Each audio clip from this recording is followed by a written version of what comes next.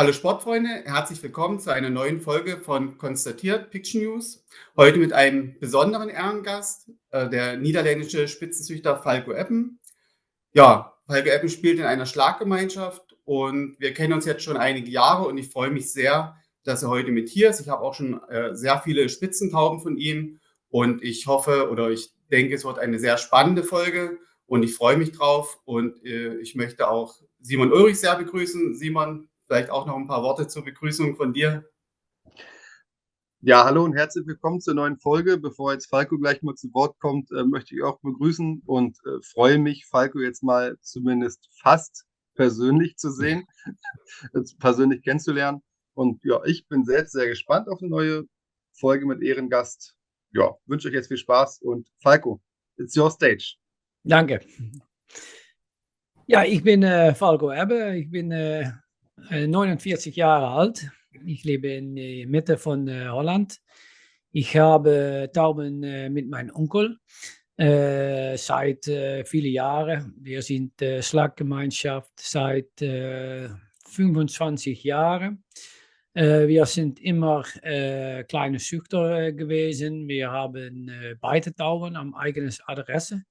Hier, meine Adresse habe ich 16 Paare auf totaler Witwerschaft und ich reise mit ungefähr 30 junge Tauben. Ich bin in 2020 angefangen, um selbst mit Alttauben zu reisen. Und ja, das geht ganz gut. Ich bin in 21, 22 und 23 bei die besten 10 Zuchter von die Niederlanden. Und die letzten 2 Jahre Provinzialmeister in Abteilung 8 mit unter anderem die Familie Eierkamp. Und ich habe zweimal die silbernen Taube gewonnen. Das war in 22 und 23. Das sind die höchsten Punkte. Ja, das ist im Kurz etwas über mich. Ich bin Fotograf im Taubensport. Ich fotografiere ganz viel Tauben. Und ich mache auch Filme im Taubensport. So jedes Nationalsieger in die Niederlande besuche ich und ich mache da einen kurzen Film für meinen YouTube-Kanal, Pigeon Pixels. Ja, vielen Dank für die Vorstellung, Falco. Das war schon sehr präzise. Da können die Züchter, die dich jetzt noch nicht ganz so kennen hier in Deutschland, sich da auch ein gutes Bild machen. Wie gesagt, ich kenne dich seit 2011. Da hatte ich die ersten Tauben von dir bei mir eingeführt und damals schon mit großem Erfolg. Ähm, ja, Simon, möchtest du vielleicht beginnen? Ja, dann fangen wir mal an mit einer kurzen Fragerunde. Erstmal vielen Dank für die Einführung, Falco. Haben wir schon eine Menge gehört. Wir steigen gleich ein, Falco. Uns Brieftaubenzüchter interessiert ja immer die Zuchttaube, der Zuchtbestand, die Zucht, die Blutlinie. Vielleicht mal aus deinen Worten, Falco. Was macht aus deiner Sicht eine gute Zuchtlinie aus? Und vielleicht ab wann kann man von einer Rasse im Brieftaubensport sprechen? Ich meine jetzt Rassen wie Van der Nabele, Blixen, Figo, Koppmann und all sowas. Ja, schwierige Frage. Ich denke nicht, dass das Wort Rasse ein gutes Name ist im Taubensport. Wir sprechen nur über Linien und alle gute Zuchter haben eine Linie. Die haben nicht eine eingesuchte Rasse. Das ist etwas von 40 Jahren zurück vielleicht. Ja, bin angefangen im Taubensport in den Jahren 90 und bin bei Arzt Karlakens gekommen, um Tauben zu kaufen. Die Taube habe ich immer noch. Das war auch keine Rasse. Ich habe auch Taube von Arie van Beek gehabt. Er hat Klacktauben. Ja, das war eigentlich eine Rasse. Ja, dann muss ich doch sagen, dass das vielleicht möglich ist. Das waren reine Janse-Taube und die Tauben hatten Jahren kein anderes Blut angebracht. Aber zum Zeit, heute, ich denke nicht, dass er noch jemand ist mit einer Rasse, wo kein frisches Blut eingebracht ist. Ja, für mich zählen nur die Resultate und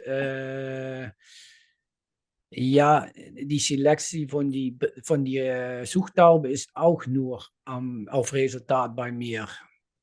Und ja, die Körperbau und so weiter interessiert mich auch nicht ganz viel. Nur die Resultate. Mhm. Ja, also spielt für dich so eine Handbeurteilung nach Rücken oder ob das Becken offen ist, spielt für dich keine Rolle. Für dich zählt nur die Preisliste. Wie Ja. erfolgreich war die Taube? Natürlich sehe ich gerne eine Taube, die schön ist, aber äh, das ist nicht, wie soll ich das sagen? Wenn eine Taube nicht schön ist und er fliegt gut, dann spielt das Ja, für mich keine Rolle. Sehr gut. Wie mhm. meine Pandemic, das ist eine sehr gute Taube mit 19 Preisen in die erste Prozent und 7 Preisen in die erste 0,1%. Dus Mhm. en 5 Mhm. Mal in die erste 10 provincial. Er hat eine schlechte Rucke. Ja, aber ja, er hat mit die Rucke die Resultate Ja, Mhm. beholt. Ja, was muss ich dann sagen? Taube ist gut, ja. Und natürlich, wenn ich die verpaare mit einer anderen Taube, ja, dann gehe ich für eine Taube mit einer guten Rucke. Das muss ich mal sagen. Ja. ja. Ja, ich finde das immer sehr interessant, wenn Züchter ja so weg von diesen Theorien sind. Also es wird den Züchtern ja oft so gesagt, auf was man achten muss, aber am Ende der Taube ist das oftmals egal. Die fliegt halt trotzdem ihre Preise und dann ist das alles in Ordnung.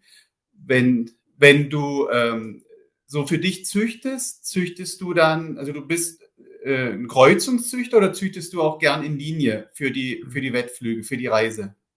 Äh, Beide. Ich bin nur ein kleines Suchter. Ich habe einen Suchbestand jetzt von 12 Paaren. Das waren nur 6 Paaren in der Vergangenheit und Mhm. mein Onkel hat 6 Paaren. Wenn du nicht so viel Tauben kaufst, dann sind die automatisch Familien, Ja. schnell. Ich wollte nicht gern zu eng im Familienverband suchten.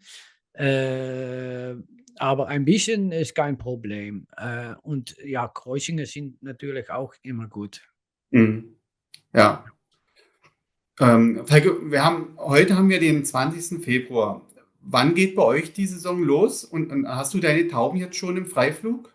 Ja, ich hatte die ganze Winterfreiflug gehabt bei meinen Tauben. Mein Onkel hat die wegen die Greifvogel nicht raus gehabt, aber hier geht das gut. Und wir haben die erste Preisflucht in Anfang April. Ich Ja, glaube okay. 7 April oder etwas. Ja, ich denke noch 5 Wochen oder so. Ja, ja, Ja. ja. Ja, bei uns ist noch ein bisschen Zeit. Wir starten Mhm. erst Anfang Mai mit den Preisflügen. Ja. Ja, wie gehst du jetzt so vor beim Vorbereiten der Tauben? Also wie trainierst du deine Tauben? Ja, Ja, jetzt kommen die raus, wenn das Wetter gut ist. Und die haben jetzt Jungtauben, die sind ungefähr 14 Tage. Ja, am Moment ist das noch nicht so wichtig, dass die jeden Tag da rauskommen, aber ein paar Mal pro Woche, das ist doch hm, gut für die Taube. Und ein paar Wochen vor der Saisonanfang, dann gehe ich die Tauben täglich da rauslassen. Ja. ja, Ähm, Falco, jetzt Ja. frage ich mal einfach, also wenn du denn anfängst zu trainieren, ab wann fängst du mit dem Streckentraining an? Du sagst, du sprachst vom Freiflug, ab wann gehen die Tauben auf Streckentraining bei dir? Die alten? Ähm, ja, das ist nicht so einfach zu sagen. Ich denke, die Tauben von mir, die haben ein bisschen eine andere Vorbereitung dann bei wie viel anderen. Mhm. Die kriegen dreimal Eier. Es ist auch, Mhm. weil ich vor Gutscheine viel Eier verschenkt habe. Und die Leute, die kriegen immer mehrere Paaren Eier, so nicht ein oder zwei, aber mehr. Und die Gutscheine sind dann auch ganz teuer. Aber im Dezember, nein, Anfang Januar sind die angepaart. Die haben jetzt Jung von ungefähr 14 Tagen, die legen Mhm. nächste Woche. Dann gehen die Tauben wieder auseinander und dann paare Mhm. ich die wieder an, ungefähr 10 März. Und Mhm. dann Ende März, dann gehen die auf Witwerschaft und dann, ja, vielleicht, wenn die Tauben 10 März verpaart werden, dass ich die ein paar Mal schon wegbringe. Aber wenn die auf Witwerschaft jetzt sind, dann noch ein paar Mal. Aber ich denke nicht, dass es benötigt ist, die ganz viel wegzubringen. Die haben als Jung alle bis ungefähr 400 Kilometer gereist. Hm. Also legst du gar nicht so viel Wert auf Streckentraining bei den Alten? Nein, bei den Alten nicht. Die müssen natürlich ein paar Mal weggezogen, ist das gutes Deutsch, Ja. werden. Ja, ja. Aber ja, ich denke, da kannst du direkt mit anfangen auf 10 Kilometer und dann 2 oder 3 Mal und dann vielleicht noch einmal weiter und das ist genug, denke ich. Ja. Und dann gehen sie gleich in den Korb offen. Ja, Vor- ja, oder ja, wir preislich. haben mir noch einen Trainingsflug mit die Vereinigung Mhm. und dann fängt das Saison an. Ja, ja. Okay. Wann die wie jetzt jede Woche rauskommen und eine Stunde fliegen, das ist auch schon Training. Das ist nicht, dass die ganze Winter nichts gemacht haben. Ja. Wie viele Flüge habt ihr pro Saison insgesamt ungefähr? Also Preisflüge? Das ist, glaube ich, Ja, ein bisschen anders als in Deutschland. ja, ich denke 18, denke ich. Ja. Ja, das ist von Anfang April bis Anfang September und Ja. dann fast wöchentlich. Ja, ja. Ja. Und du spielst aber Vögel und Weibchen. Ja, bei Ja, mir beides. geht alles in die Korb. Ja, ja. Ja. Ich muss mal sagen, die Okay. Weibchen sind besser, aber ich habe doch auch schon ein paar gutes Vögel gehabt. Ja. Ja. Ja, Falco, jetzt habe ich natürlich als ja, Mitarbeiter eines Futterherstellers interessiert mich natürlich, wie du deine Tauben versorgst, wie du die Tauben fütterst. Also ich weiß auch, dass du eine eigene Mischung hast, ne? Und ja, vielleicht kannst du noch mal kurz erzählen, auf was du dort Wert legst bei deiner Mischung und ob du nur diese Mischung zum Einsatz bringst. Ja. Okay, ich versuche das zu tun in Deutsch, weil ich Ja. schon gesagt habe gegen ihr, dass mein Deutsch etwa, dass es schwierig ist für mich, aber ich probiere es. Ja, ich habe ein eigenes Mixung, das stimmt von Verobereis 3910. Für mich ist wichtig, dass die Taube die ganze Woche leichtes Fuhr kriegen. Ich denke, du kannst auch mit schweres Fuhr gut prestieren, aber dann musst du die Tauben mehrere Stunden pro Tag trainieren und das ist bei mir nicht das Fall. So ein leichtes Futter. Nur wenn die Tauben zurückkehren von einer Flucht, dann kriegen die etwas. Dann darf die Taube essen, was sie wollen. Leicht ist nicht, was sie wollen. Ich denke, dass die dann schnell wieder rekuperieren. Ja. Ja, und dann fange ich am Sonntag an mit leichtes Futter und die letzten 4 Mal, dass die Tauben gefuttert werden, ist das wieder, das ist das schwerer. Leichtes Futter meinst, dann habe ich 20% Paddy in die Mischung. Ja. Und die letzten 4 Keer, dass die Tauben gefuttert werden, dann ist die Paddy raus und dann ist da, wenn ein Eintages-Weitstrecke-Flucht ist oder etwas, ist da Energy-Mischung ingemixt. Ja. Ja, okay, gut. Und das bekommen die Tauben das ganze Jahr. Also das reicht den Tauben dann aus. Nein. Das ist während die Reisesaison. Ja. Meine Zuchttauben haben eine normale Zuchtmischung, weil das Reisesfutter zu wenig Erbsen hat. Und ja, während die Mauserperioden, ja, dann habe ich auch nicht so viel Paddy dran. Und dann denke ich auch, dass die Taube ein bisschen mehr Eiweiß brauchen. Ja. Ja. Okay.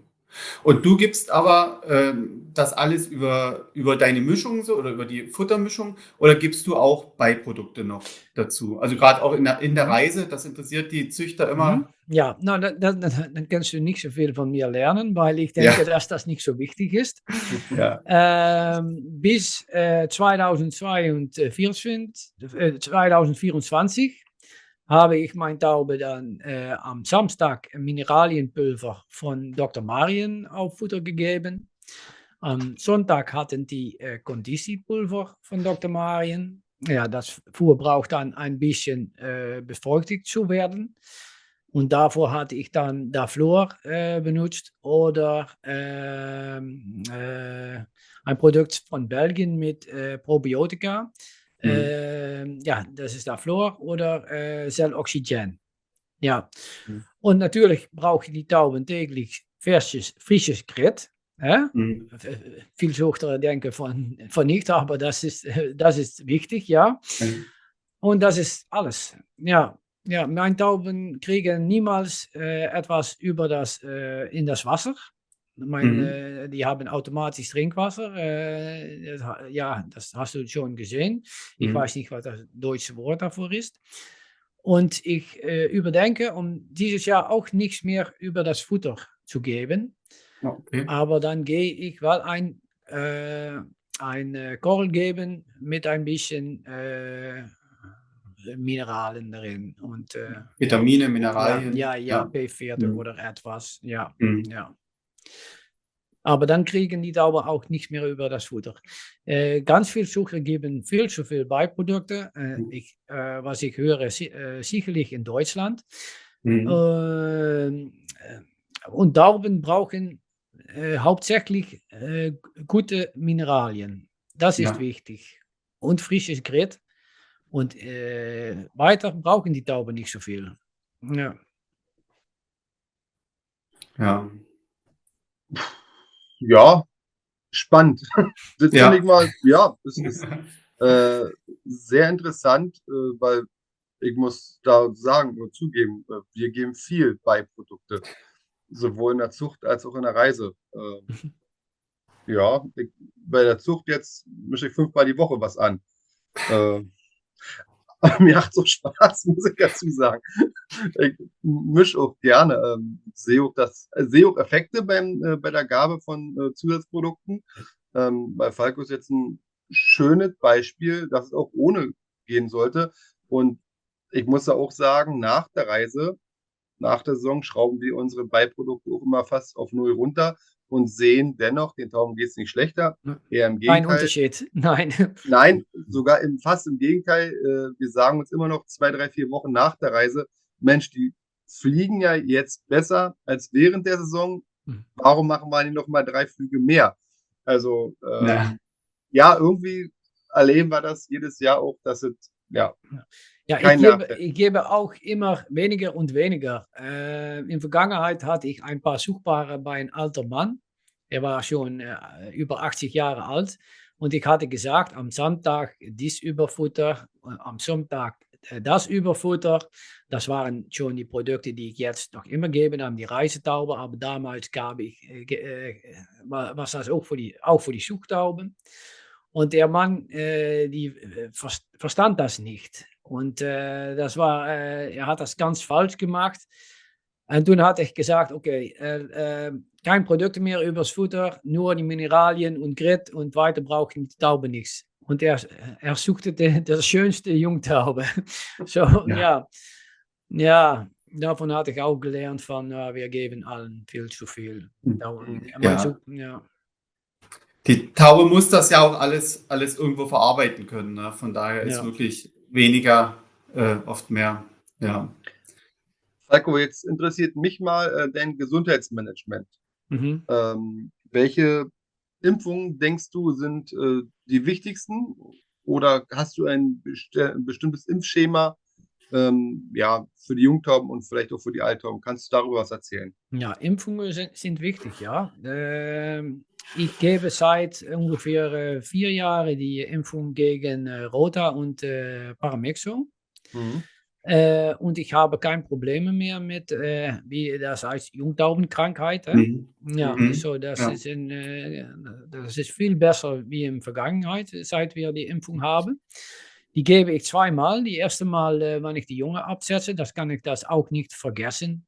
Vielleicht ist es besser, um 1 oder 2 Wochen zu warten, aber ja, Mhm.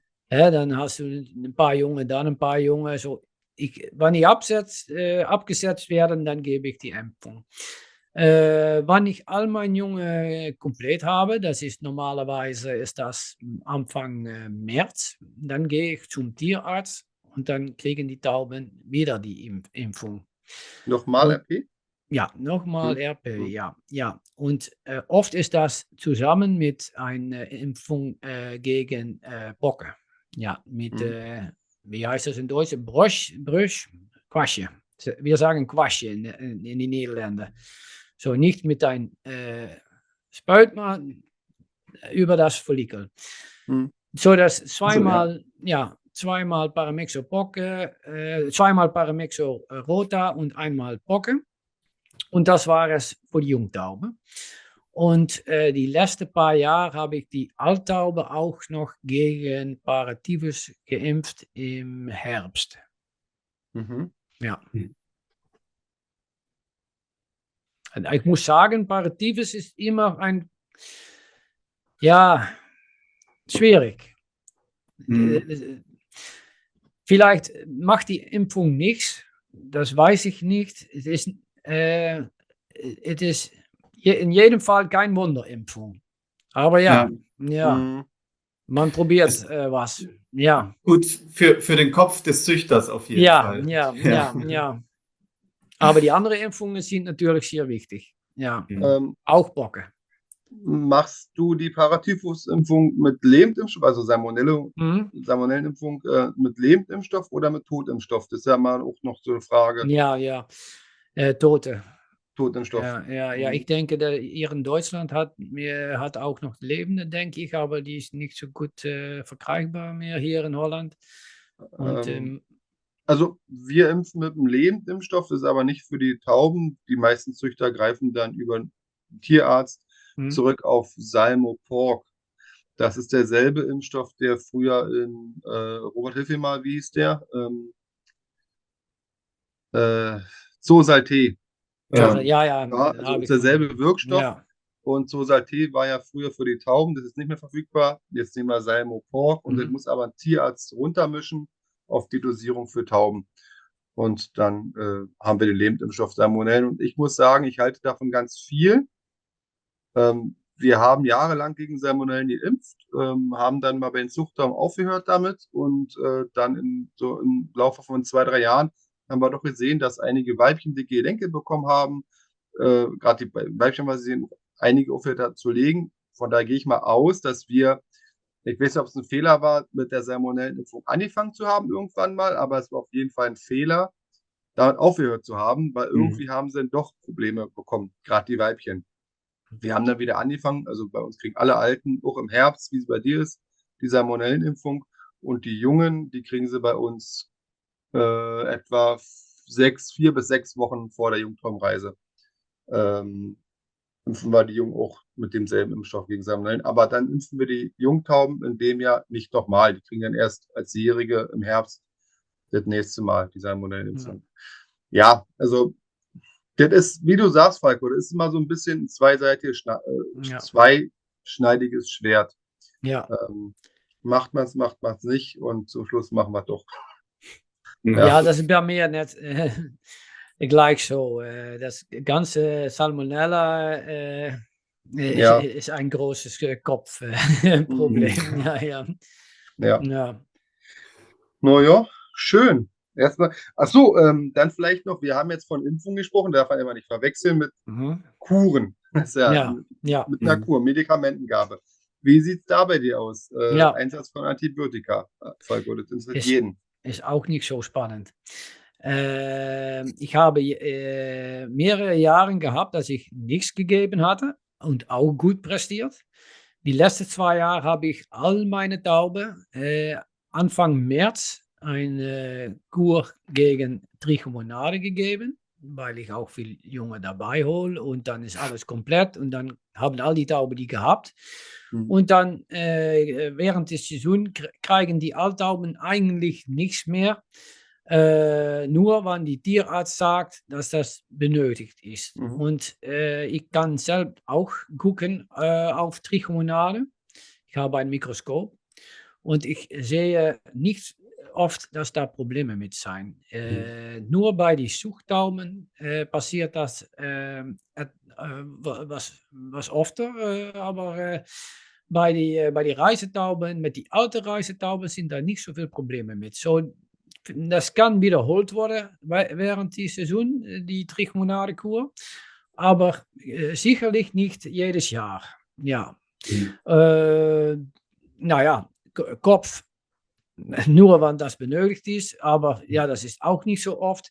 Die einzige Kur, die ich auch noch gebe, ist dann im Herbst gegen Salmonella. Das kriegen all die Tauben, kriegen 5 Tage ein Kur mit Beitril.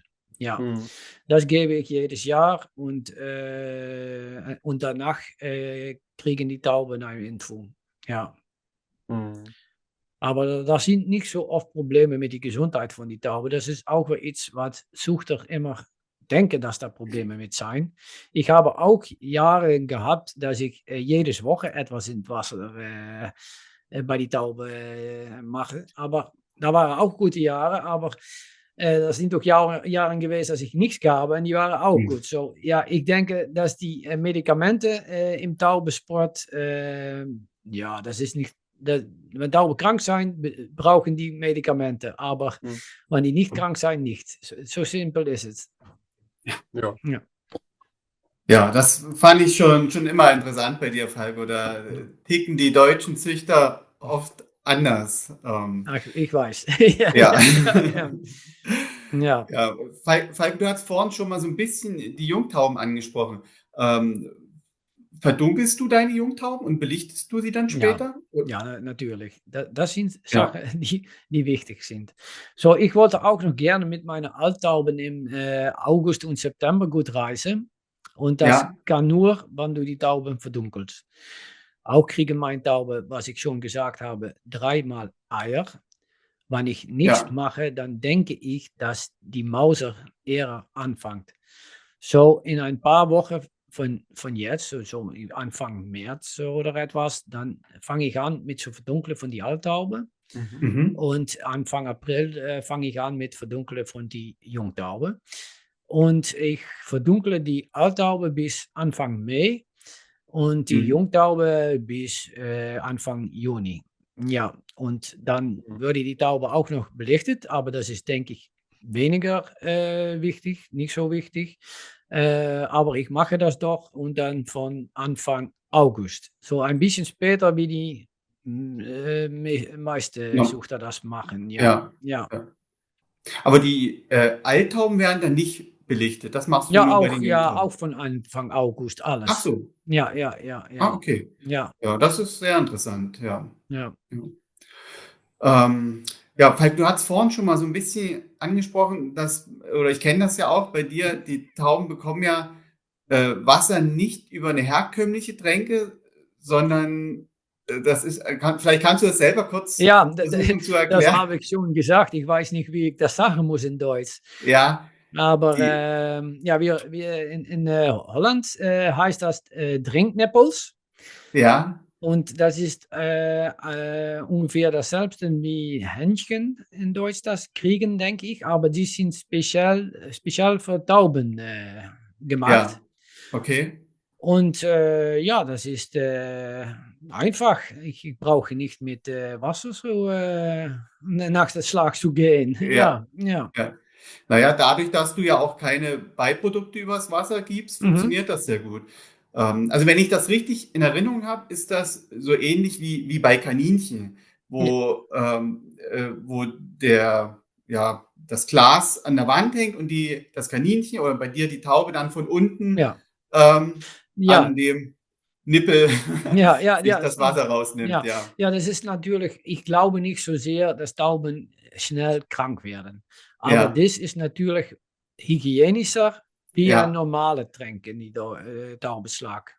genau. Ja, du bekommst keinen Staub No, rein. kein Ja, Staub und genau. ja. Ja, Ich habe ich stehe, so noch nie gesehen, muss ich sagen. also Ja. Simon kann ich mich guckt mal auch schon einmischen, ganz ich stehe verwundert. völlig auf dem Schlauch. Also ich habe es noch nicht gesehen und ich stelle mir gerade Ja.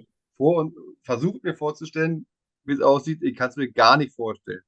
Ähm, also Ja, da also es hängt ein geht die Rohr. Wasserleitung rein und ist wie ein automatischer Wasserhahn, also wie nennt sie, Niederdruckhähne oder so, also die Tauben Hm? Ja, gehen an den die drücken mit Hm. die, wie heißt Schnabel in Schnabel, Deutsch? Ja, Ja, ja, Schnabel. ja, Und dann gegen einen Punkt und dann ja, kommt das Wasser da raus. Ja, ja. das lernen die Tauben ganz schnell.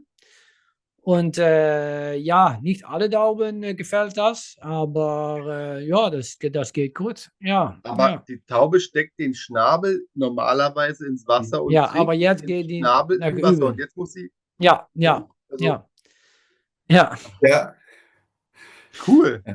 ja, ja. ja, ja.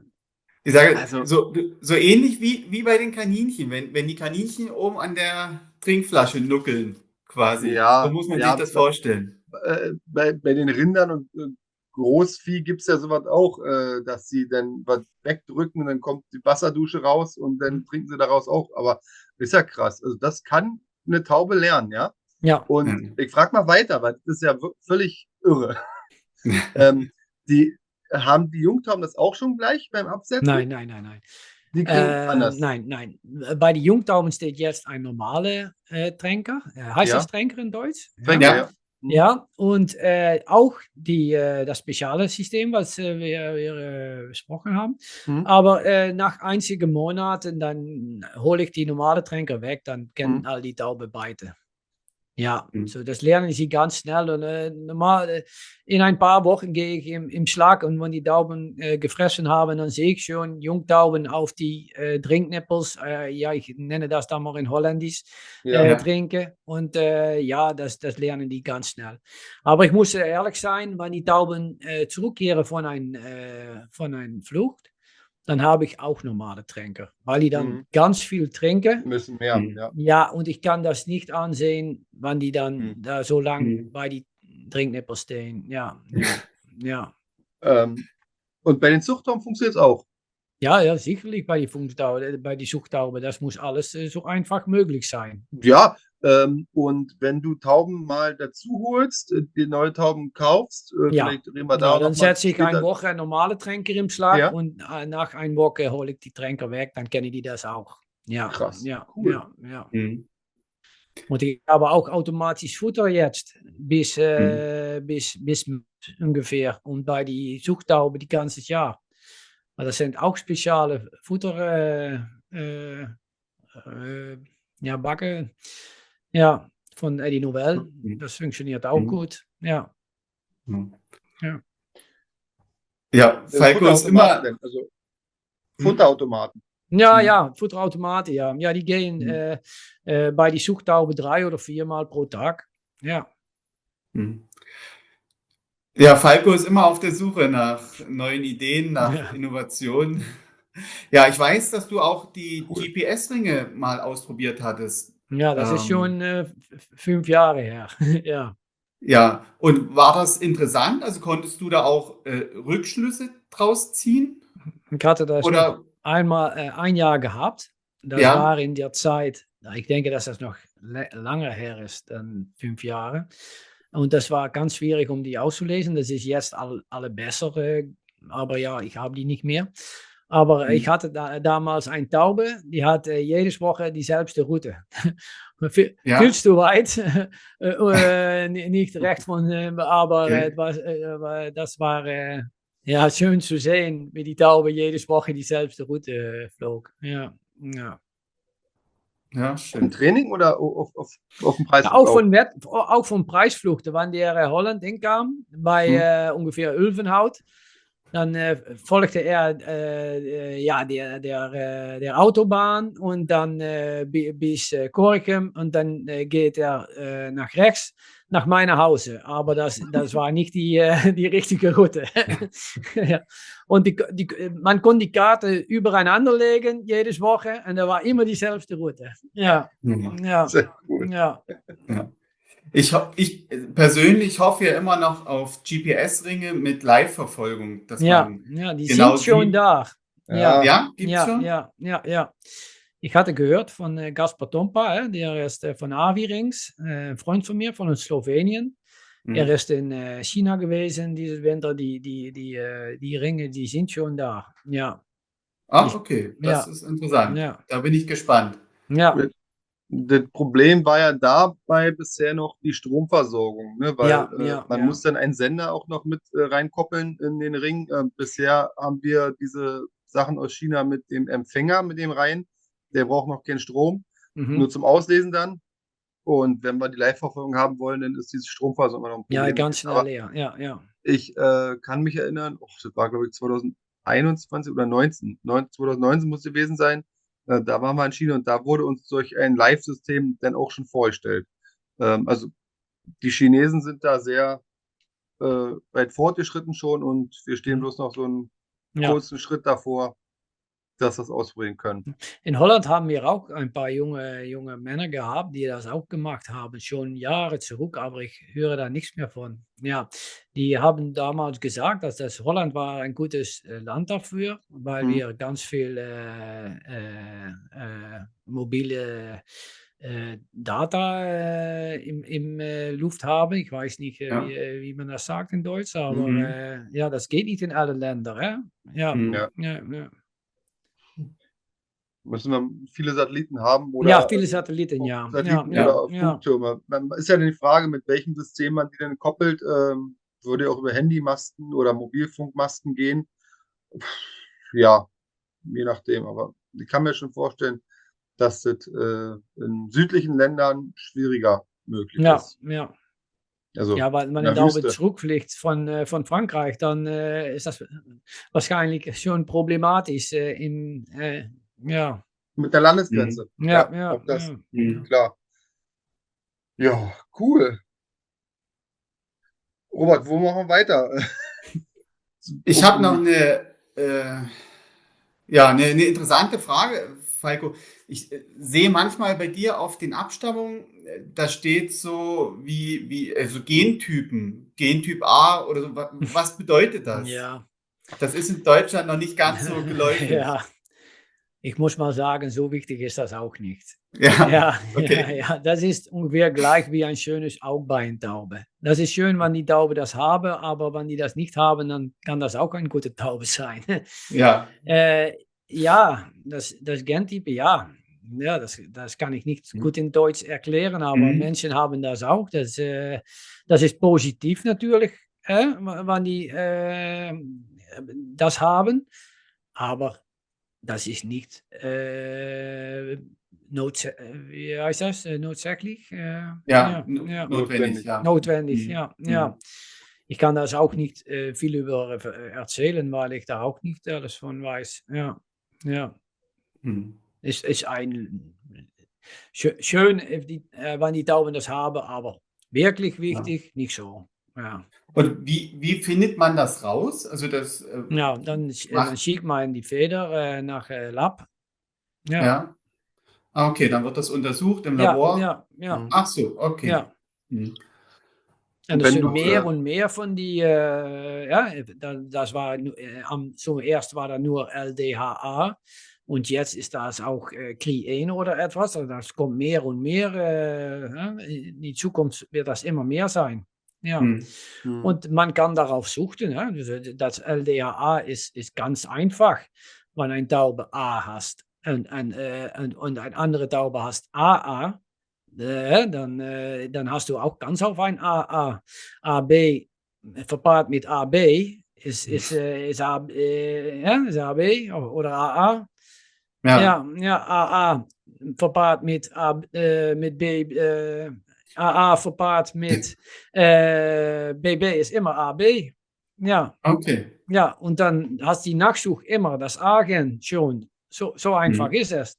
Aber nicht Mhm. mit die andere, mit Kriegen. Mhm. Aber nochmal, so wichtig ist es nicht, denke Mhm. ich. Nein. Wir machen alles schwierig. Mhm. Man braucht nur Tauben zum Reis zu schicken und zu gucken, welche oft früh zu Hause ist. Das ist Ja. alles. Ja.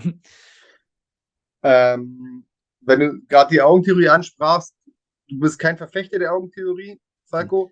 Wir haben neulich in der Folge hier behandelt die Throat Theory, die Kehlschlitztheorie. Sagt dir die was? Und glaubst du an diese Theorie? Als Theorieën im Taubensport sind da ganz viel. Schön um Stunden über zu, zu klappen. Aber ja, dann komme ich wieder zurück auf was ich gesagt habe. Ja. Man braucht nur einen Tauben zum Reisen zu schicken. Und die Tauben, die am ersten zu Hause sind, da muss man von suchten. Mhm. Und nicht die So Tauben, einfach. die am letzten zu Hause kommen. Ja, ja, Ja, ja. schön. Ja, nein, ich bin 20 Jahre zurück, guckte ich da auch nach, aber ja, heute nicht mehr. Nein, Ja. ja, Also du hast mittlerweile auch schon viele Erfahrungen gesammelt im Taubensport. ja, ja, Ja. ja. Und dann lernt man, dass wir alle nichts wissen. Ja, Ja, genau, ja. ja. Ja, aber gibt's da, so wenn du so zurückguckst auf deine Karriere im Taubensport, gibt's da so Fehler, die du gemacht hast, wo du sagst, das war wirklich falsch und da habe ich draus gelernt? Gibt's da so besondere Momente, wo du Mhm. sagst, ja, das sollte mir nicht nochmal passieren? Ja, natürlich, aber ich kann das nicht, am Moment schießt mir nichts zu bin, aber ja, Ja, natürlich. Ja, nochmal, viel Zuchter machen alles zu schwierig. Es ist wirklich wahr, Tauben, gut prestieren mit Tauben ist nicht so schwierig, aber man muss die natürlich gut versorgen. ja. Und bei den meisten Zuchter fehlt das schön. Die geben nicht wöchentlich ein Bad zum Beispiel, sehr wichtig, geben nicht täglich frisches Grit. Und die denken, wenn die Beiprodukte geben, oh, dann die suchen das in die verkehrte Sache. Ja, Ja, in die falsche Sache. Ja, ja. ja. Ja, ich glaube, das war schon fast ein schöner Schlusssatz, Falco. Also das Ja. war jetzt nochmal deine Meinung zusammengefasst in einem Satz. Also Mhm. dafür schon mal vielen Dank. Kein Ich habe Problem. aber trotzdem noch eine Frage an dich. Ich weiß, du hast schon viele gute und viele sehr gute Tauben gezüchtet oder ja, schon einige sehr gute Tauben. Was ist so deine Lieblingstaube auf den Schlag, die du je Ja. gezüchtet hast oder die du vielleicht auch jetzt noch auf den Schlag hast? Ja, mehrere. Aber meine Lieblingstaube ist Paulina. Das ist nicht, weil die so gut war eine gute Taube, sicherlich. 19. nationale Asttaube, erste Ja, provinzial geflogen. Aber das ist wirklich auch ein liebe Taube. Ja, ja, liebe, ja, in Holland heißt das lieb. In Deutschland meinst lieb etwas anderes. Aber du weißt vielleicht, was ich. ja, eine Charaktertaube Ja, auch, ja, ja. ja, ja, echt. Und ja, das ist ein spezielle Taube für mich. Aber natürlich, Linus ist unsere Stammtaube Mhm. heute. Gleiche Name wie mein Sohn. Ja, Und ja, seine Kinder, Pizza, Pandemic, das sind meine Favoriten. Ja, ja, ja. ja, sehr schön. Ja, Simon, hast du noch eine Frage, noch eine Anmerkung? Nee, eine Anmerkung kann ich sagen, vielen Dank für die 40 Minuten, 50 Minuten, ich weiß nicht genau, wie wir jetzt gemacht haben. Mhm. War sehr kurzweilig für mich, spannend und ja, muss sagen, das war cool heute.